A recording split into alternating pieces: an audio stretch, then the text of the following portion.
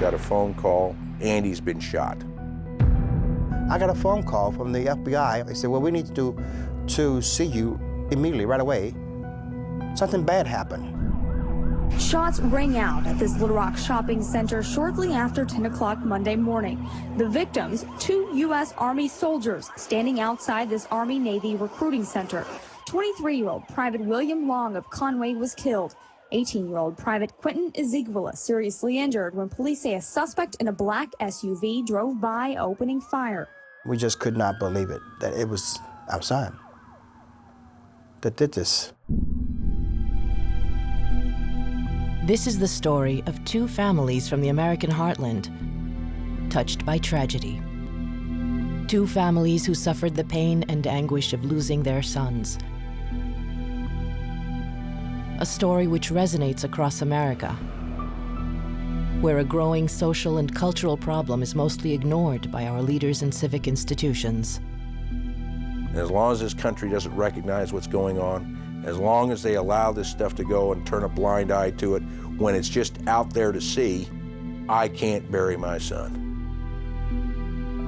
If I can save some other family from going through what my family's going through, I'll gladly do it. Shouldn't happen. Shouldn't happen to anyone.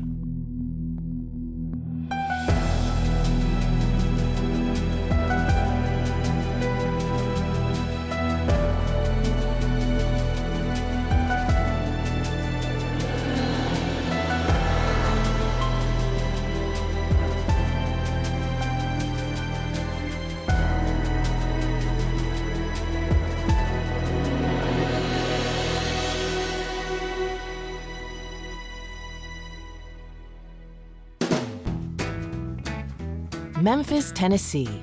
Renowned for its many contributions to Southern culture, Memphis was home to icons such as Elvis Presley, Johnny Cash, and B.B. King. Carlos Bledsoe was an all-American kid raised in a loving family.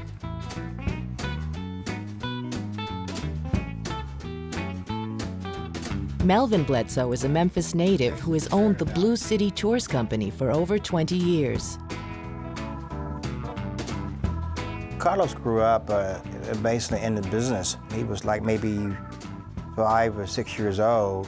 We had an open-air train tour in downtown Memphis, and he would be on the back operating, helping the passengers on and off the train. And he had his conductor uniform on, and so did I. It was a fun thing to do as father-son. Carlos was a good student and a fine athlete, playing basketball and football in middle school. He enjoyed hip-hop music and dancing with his girlfriend. It was perhaps one of the happiest moments of my life to see graduation night for him. You know, he had one of the biggest smiles on his face that you could see. I have that picture. I often look back at that picture. I look at that smile, that happy face, that very happy kid who was going off to better himself education-wise and look forward to becoming a business owner, perhaps to own the company that we operate today. He went to school to take up business administration in Nashville. While Carlos Bledsoe was growing up in Memphis, William Long, known to all as Andy, was a high-spirited boy growing up as the son of an Army officer. I've spent probably 20 years outside the country. I'm 56 now, so a good percentage of my life is that way.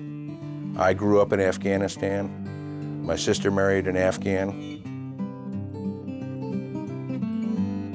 Most of their younger days was spent with their mother. Well, I was out in the field doing what I like to do.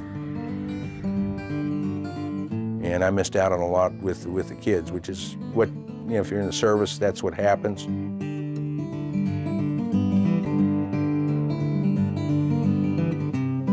He was a handful because he was smart.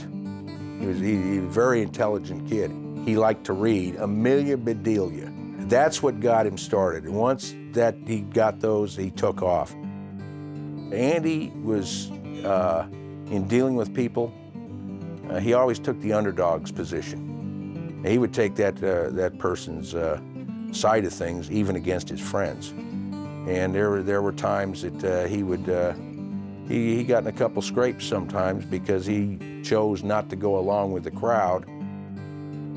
After high school, he decided he didn't want to play, so he went and got a GED. He kind of dropped out, did his own thing, said, I can go out in the world. You guys don't know anything I'm going to do at all. And he decided to make some changes in his life, and part of that was to join the Army. That was a choice he made. He was 23, and I didn't encourage him one way or another. As Andy Long considered joining the military, Carlos Bledsoe embarked upon the path that would lead him to Little Rock, Arkansas. We sent him to Nashville to go to school to get a higher education, to be able to better himself and live a pretty good life for himself and for the future. Little did we know that he would get involved with a religion that would turn his life upside down.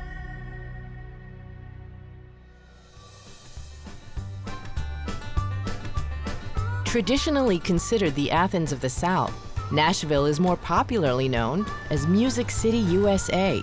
It's home to the Grand Ole Opry, the birthplace of country music.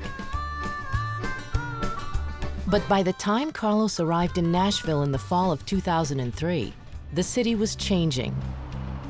In recent years, refugees from conflicts overseas began to flow into American cities. For a variety of reasons, Nashville in particular had become more diverse.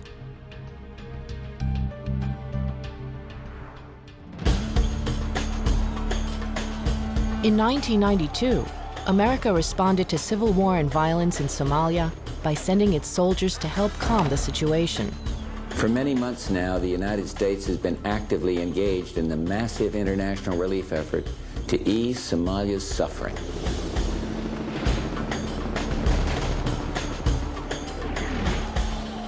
Many of the soldiers sent to Somalia were from the South. One of them was Daris Long. And so, as Daris and his fellow Marines were shipping out to places such as Mogadishu, Somali refugees were arriving in America. Many of them arrived in Nashville and other parts of the South under the 1980 U.S. Refugee Act. What started out as a humanitarian gesture evolved to a large degree into a policy to increase legal immigration. Newer immigrants were encouraged to come without the qualification and restrictions that had applied to previous immigrants. In the 1990s, under the Clinton administration, the State Department brought thousands of Somali Muslim refugees into the heart of the Bible Belt. What we do is we look at the most vulnerable groups of refugees. We look at Africa, we look at the Middle East, we look at Southeast Asia. The Somali refugees arriving in Nashville joined a growing Muslim community. The city has the largest Kurdish Muslim population in the U.S., along with a growing number of foreign students from Muslim countries attracted by the city's fine universities. The resettlement project is one part of a taxpayer-funded refugee aid program with a $1 billion budget. These new refugees are generously supported by welfare programs, an entitlement available only to refugees, but not to other immigrants. Refugees are also supported by numerous charitable organizations, many dependent upon taxpayer funding. Nashville civic leaders enthusiastically embraced the new and growing immigrant Muslim community, despite cultural and religious differences.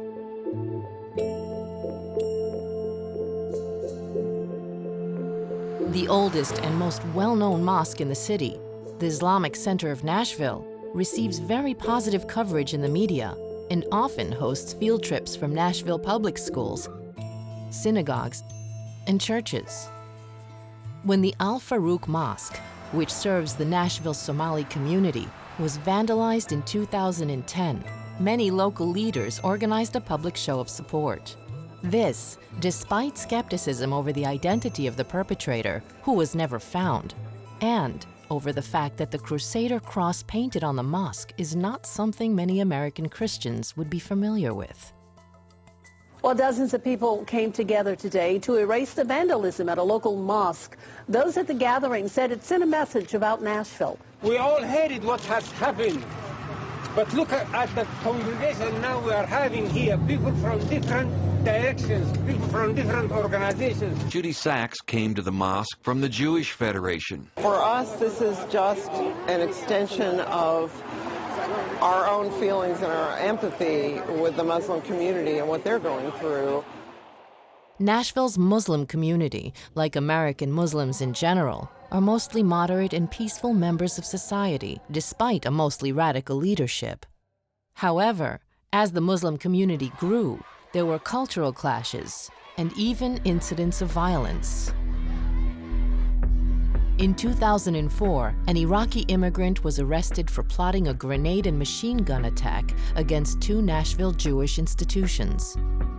In 2007, a Somali taxi driver ran down 2 students with his taxi.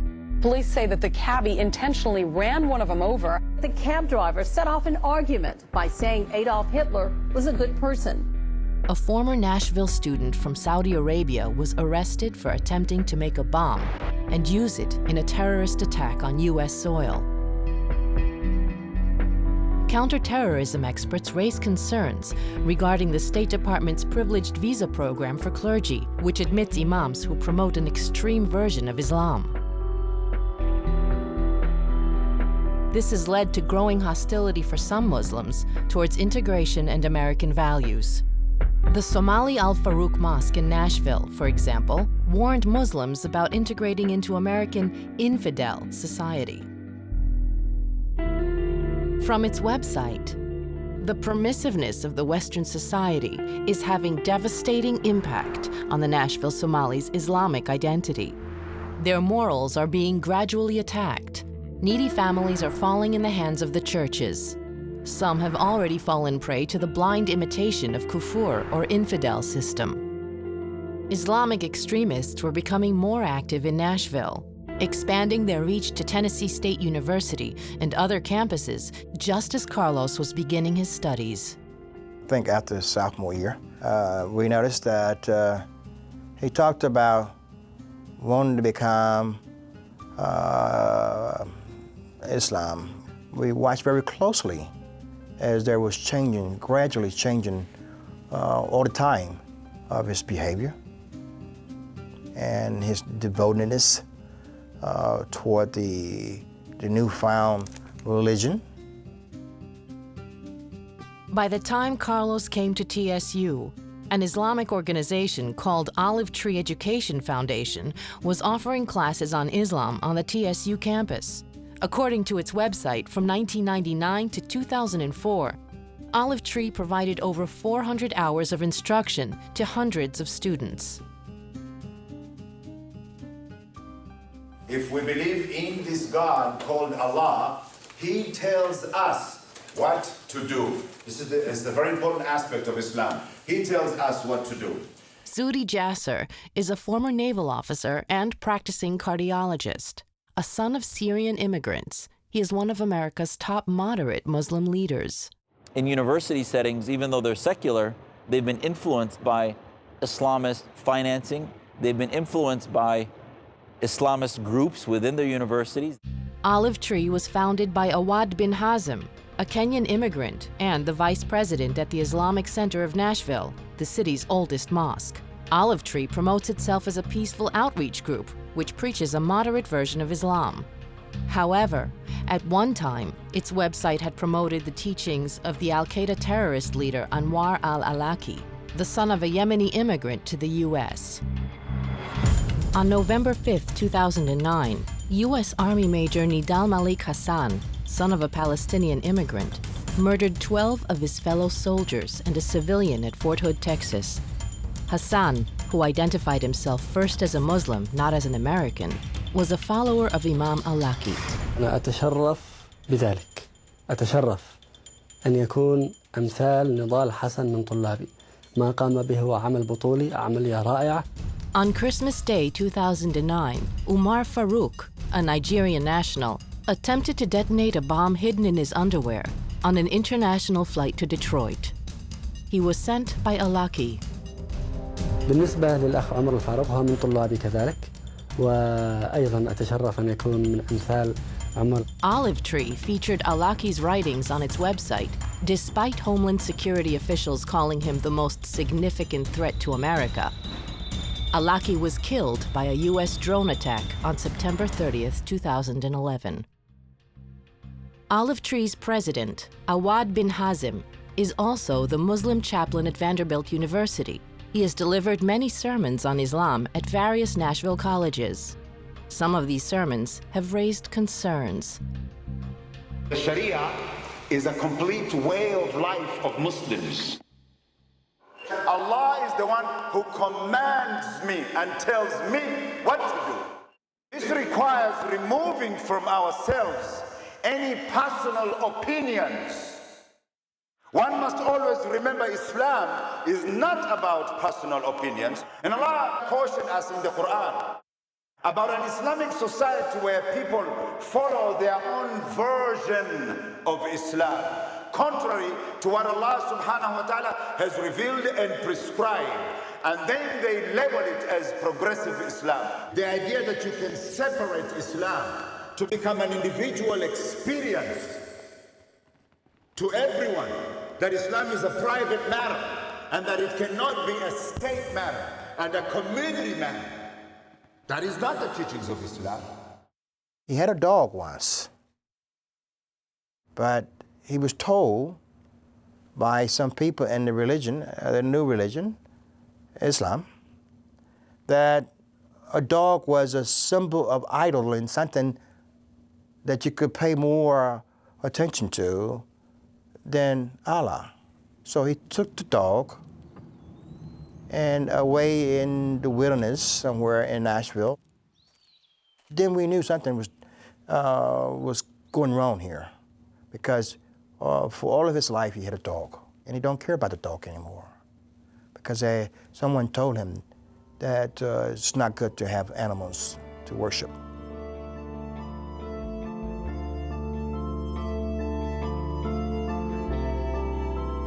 Muslims have a problem with westernization. You as the leaders of tomorrow will guide the Muslim world's reaction to westernization and Western thought. According to bin Hazm, Muslims want to implement Islamic Sharia law worldwide. The Muslims' desire to implement the Sharia in the end is one of their manifestations of their desire to please Allah subhanahu wa ta'ala. And who can deny us that when the world is so lost and far away from the path of God? Far away from the path of God. Under Islamic law, is it punishable by death if you are homosexual? Yes. Thank you. It's punishable by death. Do you accept or reject this particular teaching of Islam?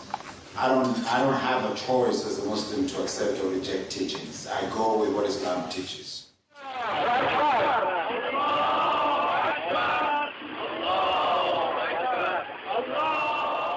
Radical Islamic teachers in Nashville, like bin Hazm, preach contempt for Jews and Christians.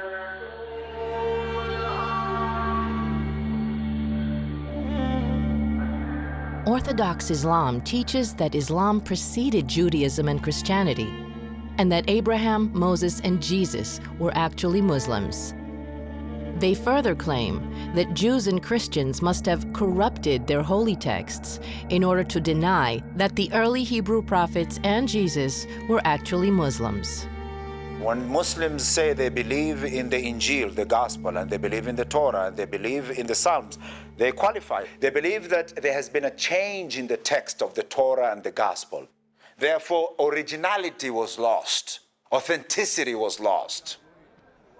And Muslims regard this to be a deliberate change by corrupt priests of the time. They distorted the Word of God and eliminated the original Hebrew and Aramaic version of the Scriptures. Later, I think that he got involved going to a mosque in Nashville called the Islamic Center of Nashville. The former Olive Tree Education Director, Abdul Hakim Mohammed, was the imam at the ICN Mosque while Carlos was in Nashville. This country will not be the richest country on earth because it is the worst country on earth. Carlos took the same name when he converted to Islam. He was going to change his religion from Baptist as a Christian, which he grew up in a Baptist church as a Christian. Christians have lost much of their basics and tenets of faith. The truth of Christianity was lost at its earliest stages of infancy. Tomorrow, they'll celebrate Christmas, assuming that Christ is a God or a son of God. There is no greater lie than this. The greatest lie of all time. He began to think that Jesus Christ wasn't someone he could say that was the Son of God. From that point on, we started seeing changes in him, in the way he dressed, his attire. And then he no longer wanted to listen to the music that he always loved, rap music, hip-hop music. He just wanted to read his Quran. I mean, the Jews believe that everyone that's created on the face of earth was only created for their service. They became as vicious as Fir'aun throughout history, till today. The true evil today is the existence of one state. Aren't we this near from a mass battle and war against the Jews? Aren't they gathering themselves in Palestine? Abdul Hakim had been the imam at a Brooklyn-based mosque, which federal prosecutors had previously linked to the failed World Trade Center bombing and a conspiracy to blow up the United Nations in 1993, as well as the assassination of Rabbi Meir Kahane in 1990. He started to not wanting to have any pictures on the wall of anyone or anything as an idol. Carlos removed all his posters from his bedroom wall, including a picture of Martin Luther King, who he told his father was no longer his hero. One day, Melvin found a host of Islamic literature in Carlos's car. It was brochure-type literature and a cart, business-sized carts, Islamic Center of Nashville. Much of the literature found in the ICN Mosque Library is published with Saudi Arabian backing and written by top clerics of the extremist Wahhabi sect. In 2005, the Freedom House Center for Religious Freedom carried out an investigation into Saudi literature found at many American mosques. These documents published by the government of Saudi Arabia, not only were they calling for the killing of moderate Muslims or non-Wahhabi Muslims, but they were explicitly calling for the killing of Shiites, which they termed polytheists, and for homosexuals, and for Jews, and for infidels at large. These documents were calling for a war, for jihad, for militant jihad. Jihad is as much a primary duty of the Muslims as are the daily prayers or fasting. The greatest sacrifice made in the way of God is jihad. In it, man sacrifices not only his own life and belongings, but destroys those of others as well, even if it were thousands or more. The Nashville Mosque Library contains many books promoting questionable views on a variety of subjects, such as Christianity, claiming that Christian teachings can only result in the production of stunted and contorted hypocrites instead of full-grown human beings. Christianity is seen as a corruption of Christ's message, and Islam as the true religion of Jesus. If we Muslims want to escape the curse that Allah placed on the Jews for their hypocrisy and ingratitude, it is about time that we followed Allah's commandments. The veil should cover the whole body of the woman, including the face and palms of the hands. A woman being unveiled will be in a state of rebellion against Islamic society.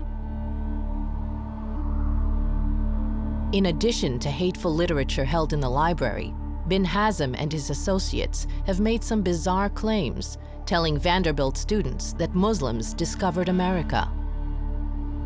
African Muslims we know traveled up the Mississippi. The early Muslims that came before Columbus, that went up the Mississippi, they made contact with the native people and they mixed with these tribes. They intermarried with these tribes. They have perhaps sized him up and saw that he was young, impressionable for the teaching of the radicalization and indoctrination of the extremists of this Islam that has been so widely spread throughout Nashville. The family was also worried about Carlos' new friends. He met them at this Islamic Center of Nashville. There were a Somalian person that he roommate with after he moved off campus.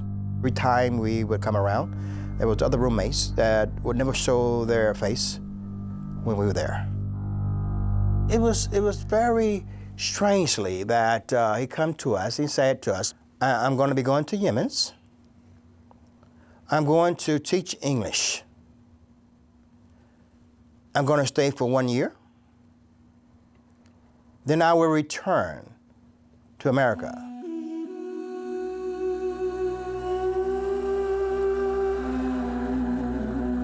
Carlos had decided to study Arabic and teach English at the Al-Kahir Institute in Yemen. Although supposedly a language school, Al-Kahir demanded references from an imam of the Salafi sect, the most radical form of Islam practiced by Al-Qaeda and the Taliban, and also the state religion of Saudi Arabia. Carlos's reference was provided by Abdul Aziz, the former imam of the Somali Al-Farouk Mosque in Nashville. The people in Nashville said to him, they would take care of you, they would give you a place to stay, they make sure everything is okay for you. But we learned all of that was a lie. He was being manipulated all along. They tell you how smart you are. And now that because you don't know anything, we can pretty much tell you what we want you to know. And that's the soft approach. I think the hard approach didn't happen until he got to Yemen. One of the schools Carlos attended in Yemen was the City Institute. According to classified documents released by WikiLeaks, this school is part of the Dimaj Center, which is officially identified as one of the mosques or Islamic institutes where known Al-Qaeda members were recruited, facilitated, or trained.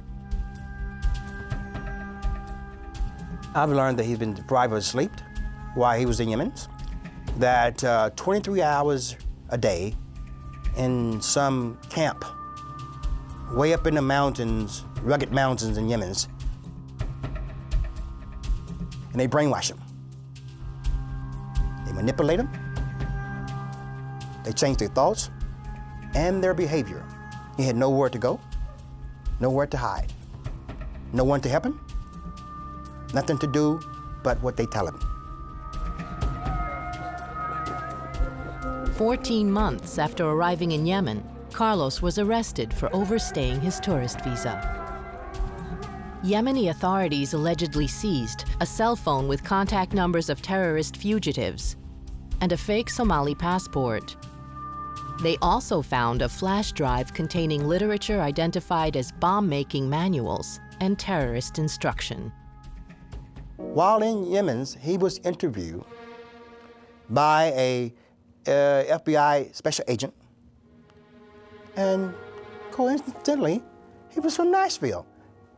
I think that All in all, the FBI had been tracking my son all along.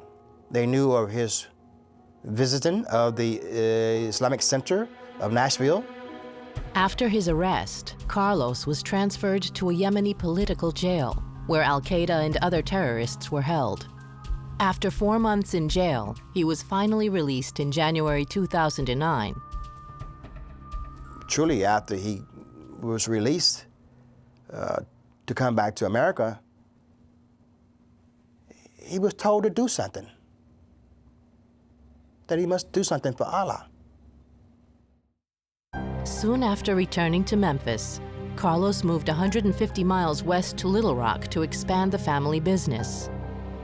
However, once he was living alone, he began planning his own personal jihad. Carlos, now Abdul Hakim Mujahid Muhammad, traveled around the country identifying targets in a car loaded with arms and ammunition. Carlos targeted the Jewish community and attempted to firebomb a rabbi's house. A Nashville rabbi is talking for the first time tonight about a terrorist threat to his life. Luckily, this terrorist didn't have his act together completely, because what he had done could have been a lot worse. So we're lucky. Andy Long, meanwhile, had been on his own journey. He was excited. He worked hard to get promoted before he went in the Army. Once in, he found out he liked it, he was good at it, he enjoyed it, and he came out taller, stronger, and prouder. Looking forward to being stationed in Korea. Dear Andy, let me start by telling you how proud we are of you and your choice to serve this country. The profession of arms is not easy. It's not 9 to 5. You won't often get a choice of when you want to do something or voice your opinions. You're on your way to Korea. You took an oath. I, William Andrew Long, swear to support and defend the Constitution of the United States against all enemies, foreign and domestic, and bear true faith and allegiance to the same. That means a lot. I'm telling you this because your job is to stand watch, on the wall, separating us from those who would do us harm. Your days only end when you've done your duty. You have a lot of long days ahead of you. For those who fought for it, freedom has a flavor the protected will never know. I am proud of your progression from boy to man. It's been hard, but the end result is my hero. You and your brother serving are a joy to me. You are my son, my hero. I love you. Semper Fidelis, Dad. He had gone home to do recruiting duty so that he could have some leave time with his family before getting shipped off. He seemed to have been very angry sometime if he saw a United States soldier in uniform. He thought maybe that they all hated him for no reason.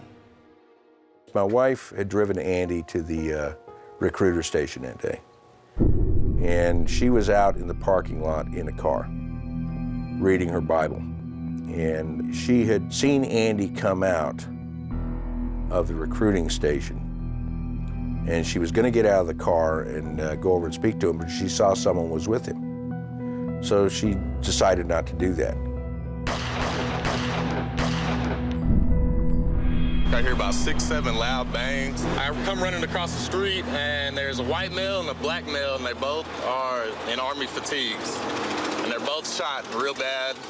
One of them, he couldn't even talk. The other one had crawled inside. He was saying, "I can't believe this is happening."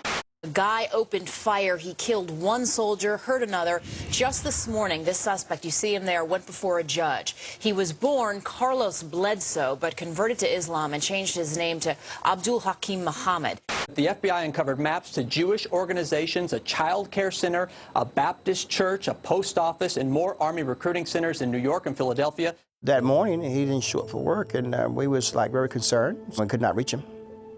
We reached one of the other employees that worked there and asked him, did he know anything about his location? And he said no. So we immediately got into our car and we drove into Little Rock. Janet was in shock, but she was functioning. I got to the medical center. I went in there and I asked them, where's the emergency room? They pointed to this other room. And I'd been to emergency rooms before and never really thought about what the little privacy room was for.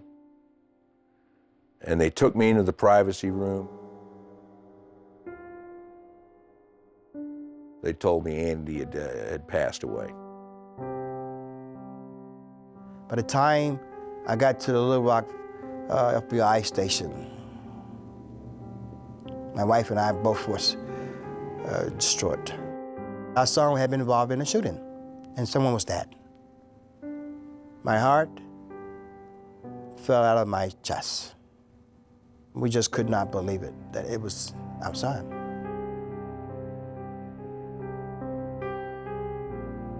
Janet was barely holding it together, and my thoughts at that time was, I've got to hold it together. We've got to get through this time.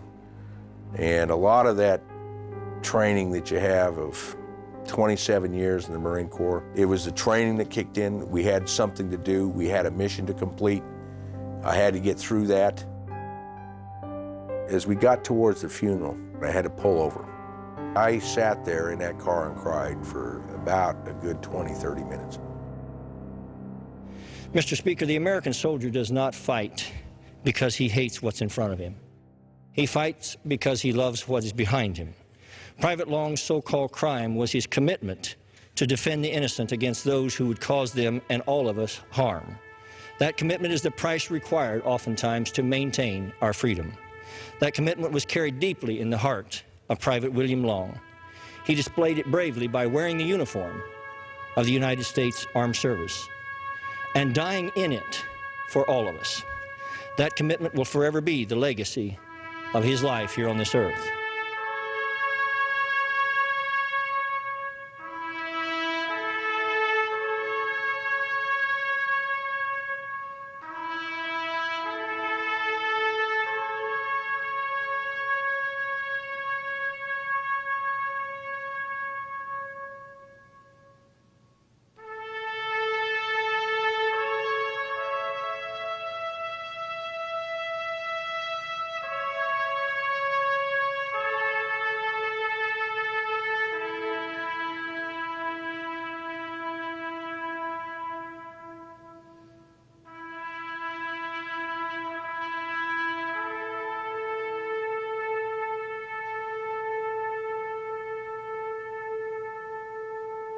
I think the most important thing that needs to come out was my son was not killed for who he was. My son was killed for what he was. Quentin Ezeaguilla was wounded for what he was. He was a soldier wearing his uniform who went to work that day in the heartland of his country, and they were attacked for it. We didn't talk too much about why we knew that it happened. I understood that before I even saw him after this crime was committed, that it was a religion. It was a religion. He did it for Allah. Did it for Allah. I don't think it was murder, because murder is when a person kills another person without justified reason. And I thought what I did was Islamic justified, and also justified, common sense. U.S. soldiers are killing innocent Muslim men and women, and we believe that we have to strike back. This did not come from something that he learned growing up. This is not the son we raised. This is not Carlos. This is Abdul Hakim. As long as this stuff is going along, and as long as this country doesn't recognize what's going on, as long as they allow this stuff to go and turn a blind eye to it when it's just out there to see, I can't bury my son. Thank you very much for allowing me to come here today and to tell the country what happened to my son. First of all, I'd like to express my deepest sympathy to the family of Private William Long. My sincere hope that this committee can somehow address the issue in a meaningful, productive way. Ever since that day in Little Rock, Melvin had been talking to reporters and civic leaders about what happened to Carlos, with few results. A breakthrough came in March of 2011, when he was invited to appear on Capitol Hill during Congressman Peter King's hearings on homegrown Islamic radicalization. A few months later, Daris also began to speak out and testified at Congressman King's fourth hearing on the topic, which was co-chaired by Senator Joe Lieberman. Chairman King, Chairman Lieberman, Ranking Member Thompson, distinguished members of Congress. Since my son's death, my view of things has changed. I've lain awake through my wife's nightmares when she relives being 50 feet away while Andy and Quentin were shot. My family kept silent for over 2 years.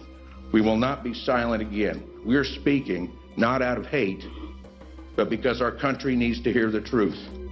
Some congressmen suggested that the hearing, at which Melvin testified, would incite more terrorist attacks against the U.S.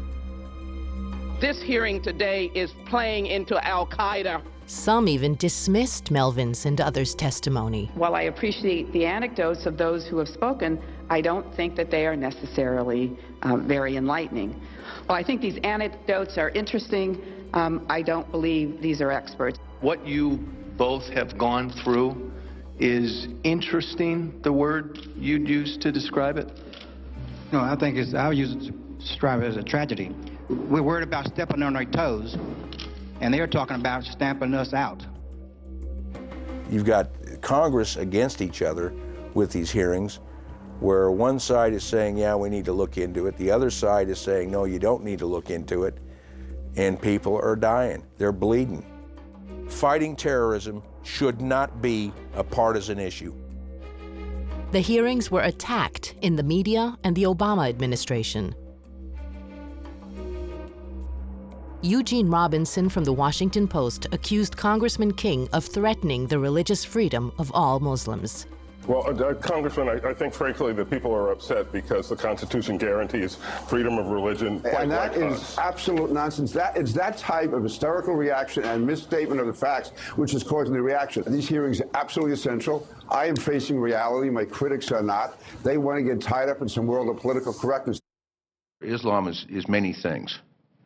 It's a religion, and our First Amendment gives freedom with respect to the government won't interfere with that. But it's also political, it's also social, it's also economic, and it's also military. When we can sort out what is what, I think we can have a better discussion on it. But if you lump it all under the protections of religion, you'll never get to that. Some argue that the media and certain political leaders are failing to protect American citizens by restricting discussion of this growing social problem.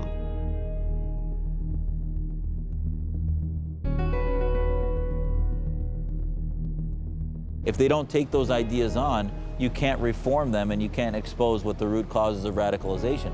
Reluctant to address the issue of Islamic extremism in America, government officials have chosen a policy of appeasement in dealing with radical Islam and are quick to suggest that critics are attacking all Muslims. We must resolve that in our determination to protect the nation, we will not stigmatize or demonize entire communities because of the actions of a few. In the United States of America, we don't practice guilt by association. I'll tell you who stigmatizes and demonizes the Muslim community: the Fort Hood shooter who jumps on a table and shouts Allahu Akbar as he shoots 13 American servicemen. That's a way to stigmatize and demonize a community. The Pakistani immigrant who becomes a naturalized American and then plants a bomb in Times Square and proudly tells a judge he wanted to kill as many Americans as possible. Every culture has a richness, and you need to embrace that. There are negatives with every culture. But if you look at the good things that they bring, I think life's a lot better. I am not willing to condemn 1.5 billion Muslims for their religion.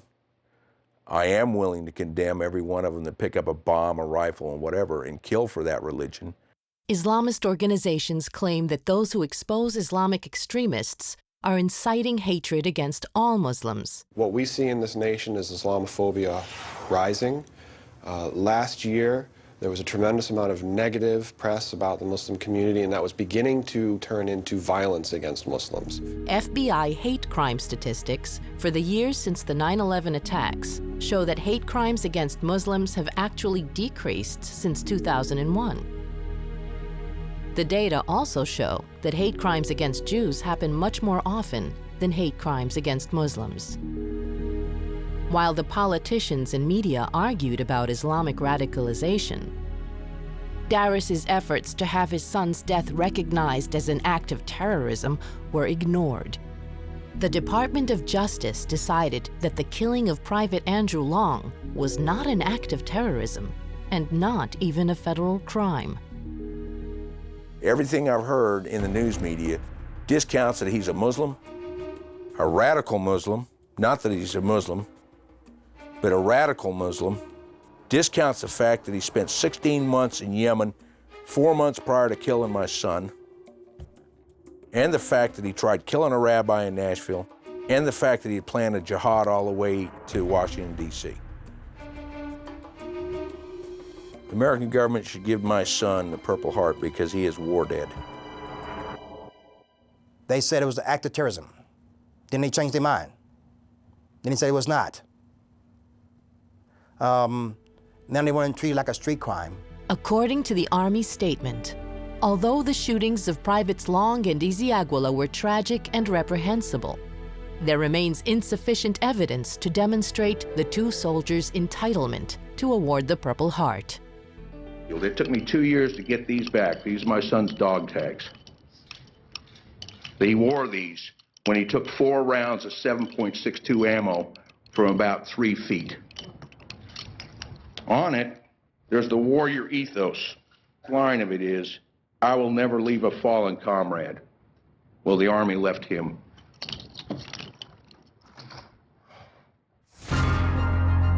The Defense Department has taken a similar attitude towards the attack at Fort Hood in Texas. None of the dead were considered to be victims of Islamic terror.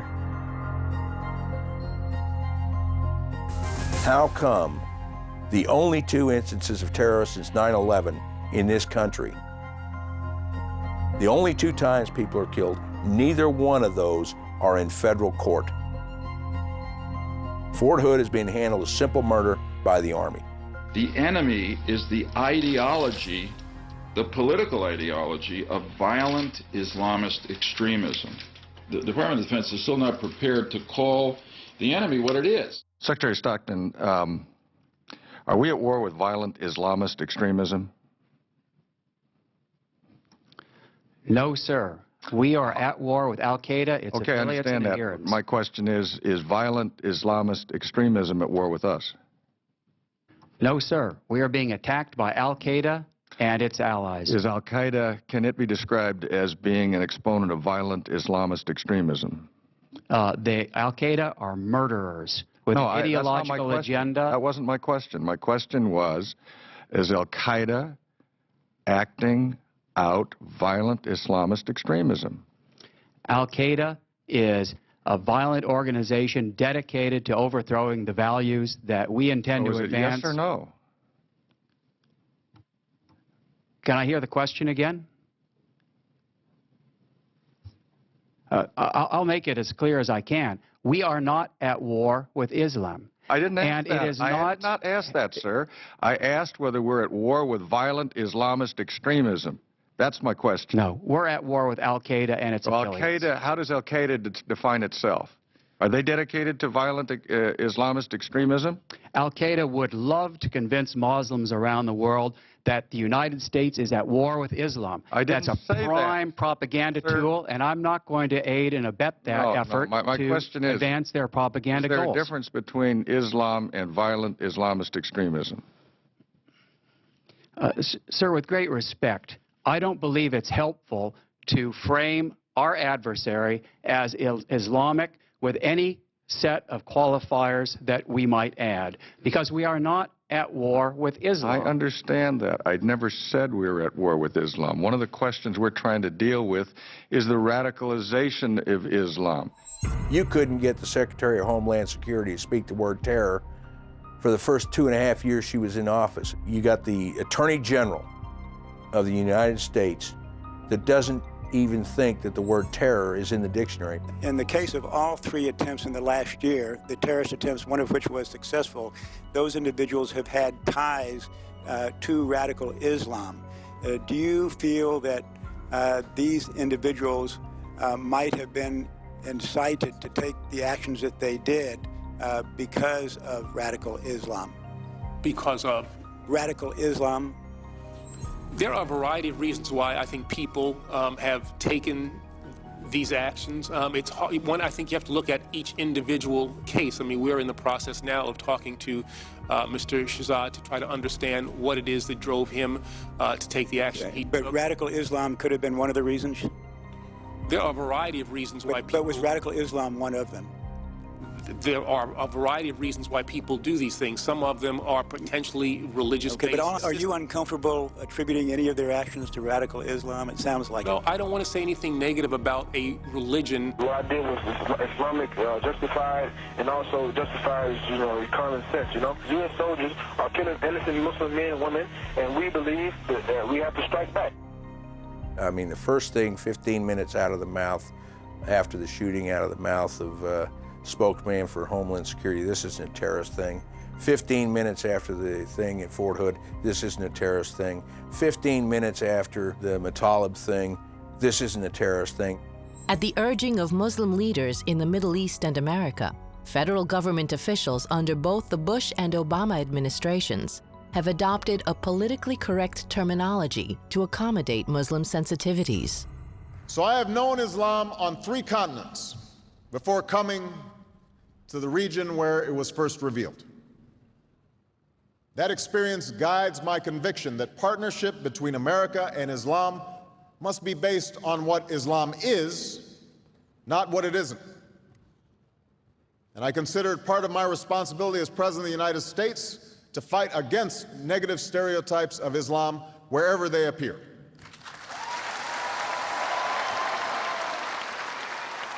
Nor do we describe our enemy as jihadists or Islamists, because jihad is a holy struggle, a legitimate tenet of Islam, meaning to purify oneself of one's community. While the 9/11 Commission report mentions the word jihad 126 times, the 2009 National Intelligence Summary and the 2009 FBI Counterterrorism Lexicon do not use the word at all. The political correctness exhibited by a government over offending anyone in admitting the truth about Islamic extremism masked alarm bells that were going off. Warnings were ignored. Major Nidal Hassan was able to openly praise Little Rock shootings in front of fellow Army officers and then commit his own jihad. We're going to put a grave blanket on my son's grave today. I want to shout, I want to yell, I want people to see, I want to carry a sign. My son was killed on June 1st, 2009 by an Islamic jihadist. Wake up. He was not randomly shot by some person who snapped. He was targeted because of the uniform he wore. My faith in government is diminished. It invents euphemisms instead of accurate language, while perpetrators speak freely using the very words deemed offensive to justify their actions. Clarity is absent. Little Rock is a drive-by. Fort Hood is just workplace violence. Since Melvin first warned the country on Capitol Hill, jihadist plots on military targets have continued. In June 2011, 2 Muslim converts plotted to attack a recruiting station in Seattle. And in July 2011, Nasser Abdo, a Muslim soldier and son of a Palestinian immigrant, plotted a repeat of the Fort Hood attacks. Since 9/11, there have been more than 30 threats and plots against U.S. military communities. With the perceived lack of leadership from Washington, a number of Tennessee politicians decided to take action. In 2011, a counter-terrorism bill was introduced in the state legislature. The bill would allow local law enforcement agencies to intervene against those who plan, finance, and assist others who commit acts of terror. As the focus of the terrorist threat has evolved to now being more about homegrown or domestic terrorists, like Mr. Carlos Bledsoe from Memphis, so too does our law enforcement response need to evolve. The Tennessee legislators received a great deal of criticism. With help from civic leaders and local media, the Nashville Islamist leaders strongly opposed the counterterrorism bill, which they claimed would unfairly target all Muslims. I think it's a very crazy bill and violating all kinds of human rights and religious freedom. The Tennessean newspaper routinely runs positive stories on radical Islamic leaders, while launching harsh attacks on their critics. It frequently questions the motives of citizens who raise legitimate concerns about radical Islam. The Tennessean accused the legislature of stoking fear of Muslims and of trying to criminalize being a devout Muslim. The newspaper has even gone as far as publicizing the home address of high-profile activist Bridget Gabrielle, forcing her family to move due to safety concerns. Much of the Tennessean's distorted reporting has come from its religion reporter, Bob Smiatana, who has a close relationship with the ICN Mosque's leaders. He avoids criticizing the teaching of extremist theology to Nashville's Muslims. Media reporting reflects a protective approach towards a perceived vulnerable minority. Because of how violent 9/11 was, and because of how barbaric it was, there was almost an equal and opposite reaction saying that, oh my gosh, we know Muslims and this is not what they would do, so therefore we're going to protect them. I mean, it's almost like they don't trust Americans, that somehow Americans are going to respond in violent ways. The media is engaged in self-censorship when it comes to reporting fully and objectively on Islam and Islamic theology.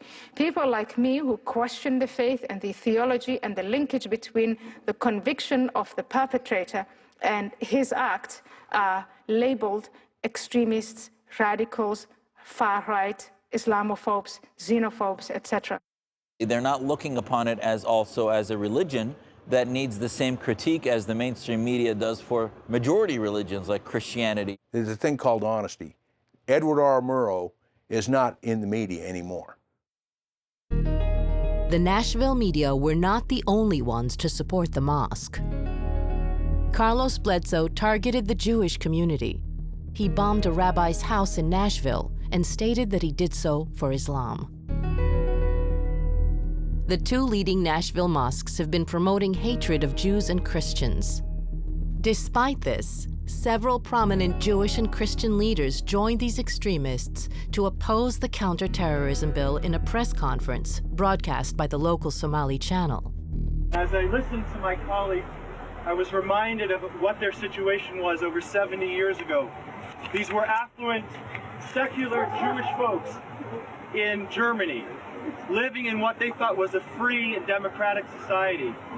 And soon that began to change when legislation of the same nature here in Tennessee in the year 2011 in a similar manner was being proposed. No one present, including the Somali channel's producers, objected to Rabbi Rose's slanderous and wholly irresponsible comparison of the democratically elected leaders of Tennessee with the fascist Nazi regime of 1930s Germany, or his comparison of Nazi laws which dispossessed Jews of life and property with a counterterrorism law meant to prevent attacks on Americans. Despite the angry opposition, the bill passed the Tennessee State Senate 26-3 with bipartisan support and was signed into law. Still, the legitimization of the radical mosque leaderships continued. Shortly after the bill was passed, a group of religious public relations officials, including the Jewish Federation's director Judy Sachs, visited the Nashville Mosque for a lecture by its new imam, Mohammed Ahmed. People people fighted you, you have to fight back. You have to defend. An example, 2003 when the Iraq war happened, the Iraqis, the international law granted them to defend, to have a resistance, and they resist. In the concept of the culture, defend your country, you take it as jihad. Now I'm going to struggle, I am defending. The visitors listened in silence as the Imam appeared to justify terror attacks on American troops in Iraq as part of a legitimate jihad. The Imam, who was born and educated in Egypt, also appeared to defend the Egyptian military's practice of arresting women and forcing them to undergo virginity tests as a means of intimidation and humiliation. I was reading an article recently about Egypt in CNN. They're saying that the police, the army, conducted a virginity test on certain protesters, female protesters. Why? It's a very interesting fact that the police giving you a heads up. Oh, those people are not virgin. That means they are not good people. The silence of these well-intentioned officials seemed puzzling. However, other civic institutions have also embraced the radical Imam. Imam Ahmed is a consultant to the Tennessee Office of Homeland Security. He has been welcomed at local universities like Watkins College. He also frequently appears at local churches and synagogues. The Christian and Jewish communities that deal with him are in denial. They don't want to recognize where the problems are, and they don't want to get into debates of differences and look at real interfaith work. In Nashville, the extremist imams continue to gain ground. They now have a massive new forum to promote their message. In 2010, they purchased a 10-theater cinemaplex and are converting it into Nashville's biggest mosque. The new Islamic Center of Tennessee Mega Mosque is headed by some of the same people as the ICN Mosque. Awad bin Hazim, the radical Vanderbilt University chaplain, sits on its board of directors. The new mosque has hired Imam Abdullah al-Ansari, an American-born Muslim trained in Saudi Arabia's radical schools. Since arriving in Nashville, the Imam's sermons have given further cause for concern. He told us to fight the Jews and Christians. Fight them until they give al-jizya. They give this protective tax from their hands, and they are humiliated and subdued. If Islam, true Islam, and true Muslims do not rule, there will never be justice. Don't think that Barack Obama can give you justice. Wallahi. No one can give you justice except what? A just Muslim ruler? They always look at the good in the people and fail to realize there is evil. And you have to be on guard against evil. People need to understand, in this country, there are people out here that's bent on destroying the America we live, the America we know. Carlos has changed from a middle-class Baptist youth to an Islamic extremist who murdered Andy Long reflects a systemic failure of key institutions in our society. Tennessee State University and Vanderbilt University knowingly allow Islamic radicals on campus to preach an extremist form of Islam. Just like the universities, Nashville's civic and religious leaders uncritically embrace the Islamic radicals, validating them to the community at large. The Nashville media refuse to investigate radical Muslims while attacking their critics' motivations. On July 25, 2011, Carlos pled guilty to Andy's murder in Arkansas State Court. The prosecutor in Little Rock has no idea how big, how wide scope, how much involvement in this crime that happened in Little Rock on June 1st, 2009. I would never forget that day.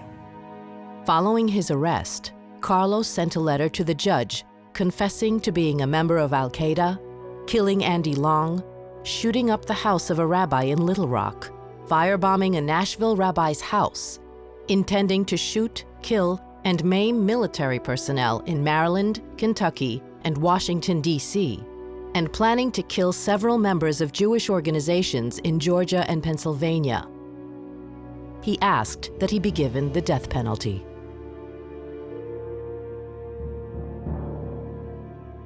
He thinks that his cause was for Allah. And he feels that Allah would let him see paradise. The religion tells you that you are rewarded at the end. Carlos received the maximum sentence short of the death penalty, 12 life sentences plus an extra 180 years, with no possibility of parole. I have a hole in my heart. My heart do bleeds for the family of the victim. A crime was committed against him first, before he committed the crime that he committed. He was a victim as well. Mr. Bledsoe, the father, and his family are as much victims in this as we are. At 10:56, on the 1st of June, 2009, I became the father of a dead soldier. Nothing changes that. At that same time, between 10:19 that morning and 10:56 that morning, when Abdul Hakim Mujahid Muhammad was arrested, Mr. Bledsoe lost his son. My heart hurts for them, and I know he said his heart hurts for us, but his pain is going to be longer, and it's going to get worse. I hope that the American people can hear me. I hope that the world can hear me. Perhaps we can save more people's lives if the American people know what's going on, know what happened. In my son's case, it shouldn't happen to anyone. It's the saddest day in my life.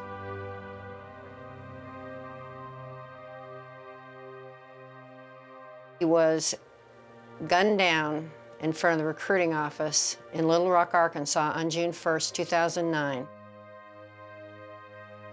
And that was my son, Andy.